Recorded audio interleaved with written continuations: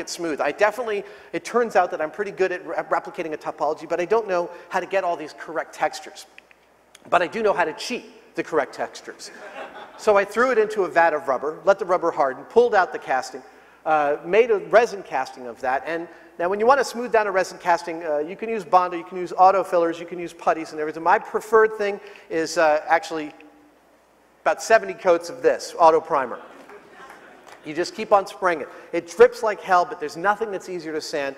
And when you're done, you hit it with a bunch of quadruple zero steel wool, and you polish it. And I was able, yeah, so as I'm polishing this casting, you know, I'm trying to work on the light kicks. And luckily, in the movie, there's a scene when they've revealed the Falcon, they actually spin it on camera really close. So I did screenshots of every frame that the Falcon is visible to really replicate. I'm really replicating the light kicks. I'm replicating the lighting in the room and taking a look at my piece as I'm sanding it, as I'm, you know, getting the different planes down until I had this.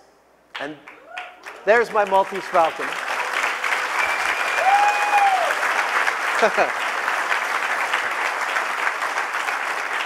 Oh, we're not done by a long shot.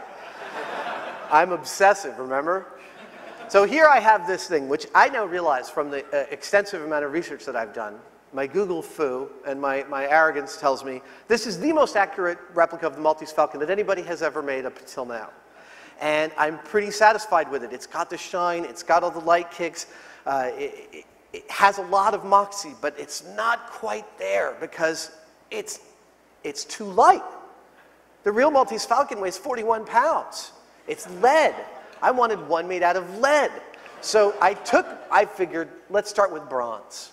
I know I want it to be lead. It will eventually be lead. The whole story will end with me having a lead Falcon with that patina. But in the meantime, I wanted to work with something that wasn't poisonous. So I had a wax master cast. We had gates put on it. It turned out, anybody here familiar with the Replica Props Forum?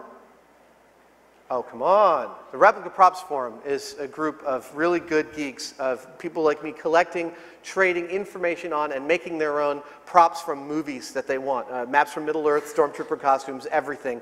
It's a level of, you wouldn't believe how much detail these guys can go into on Luke's lightsaber from Star Wars.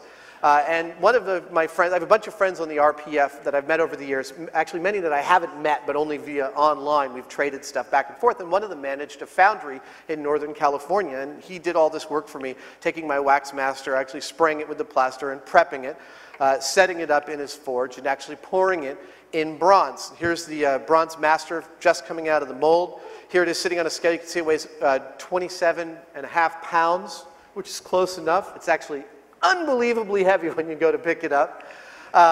This is it after being sandblasted. And then I took it, I polished it down, I hit it with steel wool, hit it with a bunch of polishing wheels, threw it in a vat of acid overnight to really darken down the patina, which I know isn't quite the patina, not quite the texture of the real Maltese Falcon, but again, during this interim period, I'm still wanting objects that thrill me, and so I'm still working with materials that I feel, with materials and processes that I feel are authentic to the material of the Falcon that I've got in front of me. And I don't know why these slides are in there. Oh, I see, it's doubled up. Sorry about that. And so there it is. There's my bronze Maltese Falcon. And this thing, yeah, now, this one I'm really psyched about.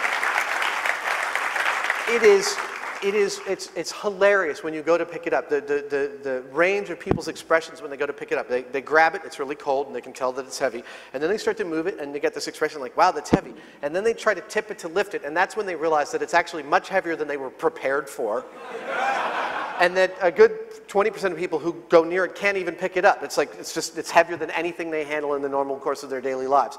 But again, with this one, oh, and here's the progression. Here's on the left is the piece of crap I bought on eBay. There's my Super Sculpey Falcon. There's my first interim casting. There's my polished one, and there's my bronze one. I don't know if you can see what the problem there is, but there is a big problem, which is if you've ever casted and molded anything, especially big volumetric objects like a Falcon like this, you lose a certain amount of size, between 1% and 5%, in each generation of casting. And so when I held up my resin bird, my original Super Sculpey bird against the bronze bird was 3/4 of an inch too short at the beak, which of course means I hate it.